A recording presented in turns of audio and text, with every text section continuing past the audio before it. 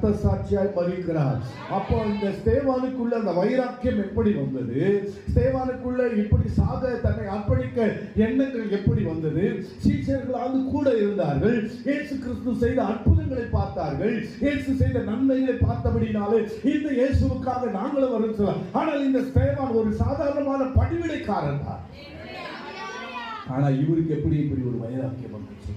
சீஷர்களோடு கூட உட்கார்ந்து செபிக்க ஆரம்பித்து, சீஷர்களோடு ஆண்டவரை பற்றி பேச ஆரம்பித்து, இவர்கள் மூலமாய் நடக்கிற அற்புதங்களை பார்த்து, இவர்கள் மூலமாய் நடக்கிற கிரியைகளை பார்த்து, ஓ இவர்தான் மெய்யான ஆண்டவர், இவரை தான் நாம் பிடித்துக் கொள்ள வேண்டும்.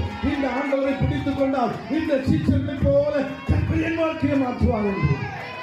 அல்லேலூயா, அல்லேலூயா, அல்லேலூயா. உண்மையான அன்பு சகலத்தையும் சகிக்கும். உண்மையான அன்பு சகலத்தையும் ஏற்றுக்கொள்ளும். இயேசுவுக்காக சகிப்பு தன்மையோடு வேலை செய்தவர் இந்த ஸ்தேவான். அல்லேலூயா, அல்லேலூயா.